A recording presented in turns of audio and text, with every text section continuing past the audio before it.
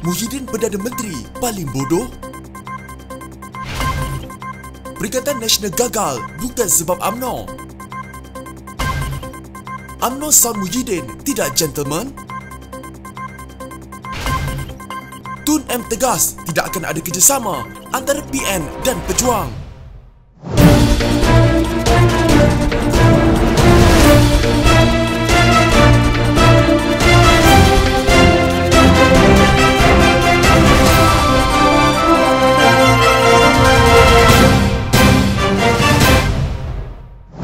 Meskipun telah melakukan pelbagai usaha untuk meningkatkan kemudahan kesihatan bagi menangani wabak penyakit berbahaya, negara tidak mampu melakukan secara drastik. Kerana itulah Perdana Menteri Muhyiddin Yassin merayu agar rakyat dapat menjaga diri sendiri dengan mematuhi prosedur operasi standard atau SOP yang disarankan. Rayuan itu dibuat Muhyiddin walaupun dia tahu menjadi sasaran kemarahan orang ramai. Kata Muhyiddin ketika berdepan dengan pelbagai masalah seperti kapasiti katil hospital dan katil unit rawatan rapi ICU yang tidak mencukupi, kerajaan melakukan pelbagai langkah bagi menguruskannya. Antaranya menggunakan hospital swasta dan turut menggunakan khidmat sukarelawan bagi menampung kekurangan petugas kesihatan. Tapi tambah berpuluh ribu katil pun tidak akan bermakna jika rakyat tidak menjaga diri. Kalau naik kepada 20,000 kes, setakat manalah kita mampu. Kita tak boleh buat begitu. Negara maju pun tak terbuat macam itu. China terpaksa buat hospital dalam 4 ke 5 hari. Tapi kita tak boleh buat begitu. Jadi kita terpaksa minta tolong rakyat. Bantu diri sendiri. Jagalah kita. Kita nak jaga diri kita supaya kita tak sakit atau terkorban kerana kelekaan kita. Bolehlah nak salahkan kerajaan. Marah Perdana Menteri pun tak apalah. Saya terimalah. Rakyat kata, apa bodoh Perdana Menteri? Tak apa, katanya. Ahli Parlimen Pagut itu menjelaskan, dia tahu macam mana susahnya menguruskan hal itu. Namun ia merupakan tanggungjawab bersama. Seluruh rakyat mesti berganding bahu. Barulah boleh kita landaikan lekuk jangkitan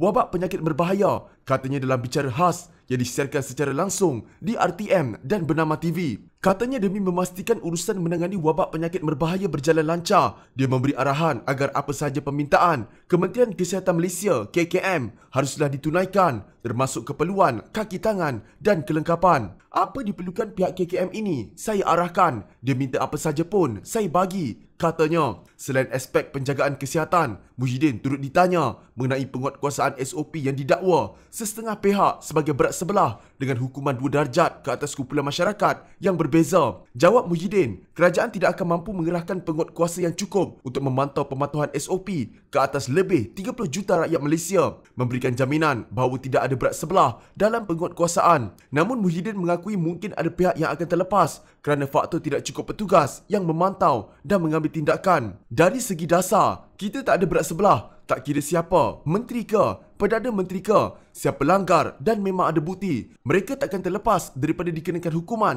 kompaun dan sebagainya. Itu fakta. Tapi zahirnya manusia melihat kenapa dia tak kena tangkap. Kita SOP ni ada 30 juta rakyat Malaysia. Semua kena SOP. Saya nak tanya balik, saya boleh jaga ke 30 juta ini? Awak punya makan tidur, jalan pergi mana? Kalau ada yang terlanggar sikit, takkan saya pasti boleh jaga dia? Kalau di situ tak ada penguatkuasa, takkan saya nak letakkan sampai 10,000 penguatkuasa untuk jaga 30 juta? Tak mungkin boleh, katanya. Sebab itulah, kata Muhyiddin, kawalan kendiri dianggap sangat penting agar rakyat tak berdepan hukuman. Tegasnya juga, pertukaran SOP berlaku disebabkan situasi semasa wabak penyakit berbahaya yang berubah-ubah dan hal itu juga mungkin menimbulkan kekeliruan sesetengah pihak.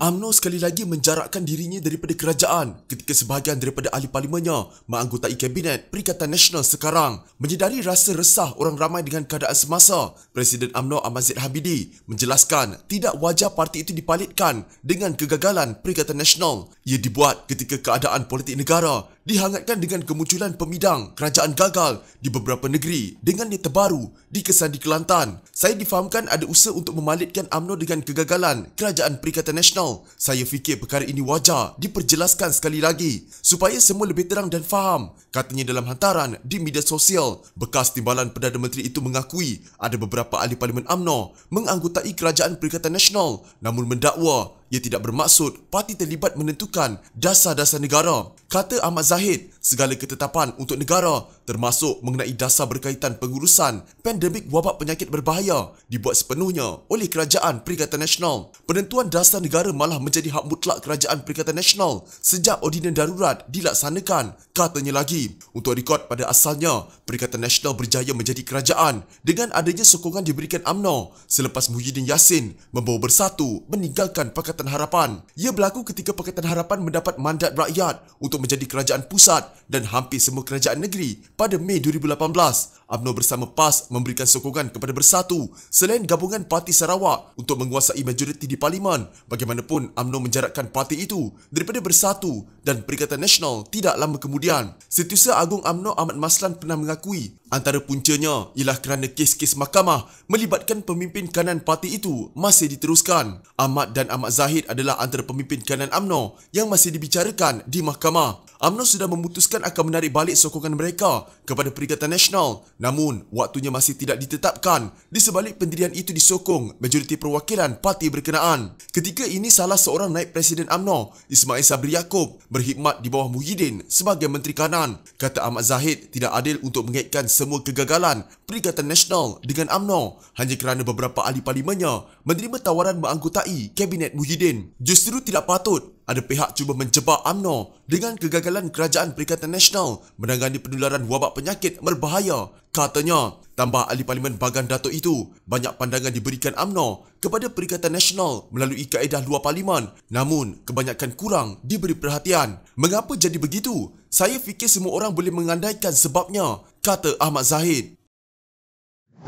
Perdana Menteri Tan Sri Muhyiddin Yassin digesa mengakui pelaksanaan Ordinan Darurat langsung tidak membantu menyelesaikan isu wabak penyakit berbahaya yang semakin meruncing kini. Ahli Majlis Kerja Tertinggi MKT UMNO, Datuk Muhammad Razlan Rafi'i berkata, Muhyiddin seharusnya menggalas tanggungjawab sebagai Ketua Negara dan berani bersemuka dengan media. Buka parlimen dan mendepani krisis wabak penyakit berbahaya bukan sekadar hanya tahu tai chi kepada orang lain. Be a gentleman, act as a true leader, lead the team. Walaupun hari-hari bermesyuarat dengan penuh lengkap data dan sains, tapi masih gagal membuat keputusan yang terbaik demi rakyat dari segi sektor ekonomi dan kesihatan awam. Ini tanda kelemahan yang amat ketara yang ada pada Perdana Menteri. Tiada kredibiliti langsung untuk memimpin negara, dakwanya dalam satu kenyataan. Mengulas lanjut, Muhammad Razlan berkata, beliau melihat menteri-menteri daripada UMNO yang banyak menggalas tugas untuk menangani penularan wabak penyakit berbahaya berbanding Muhyiddin sendiri. Suka atau tidak, realitinya yang buat kerja siang malam untuk selesai masalah wabak penyakit berbahaya,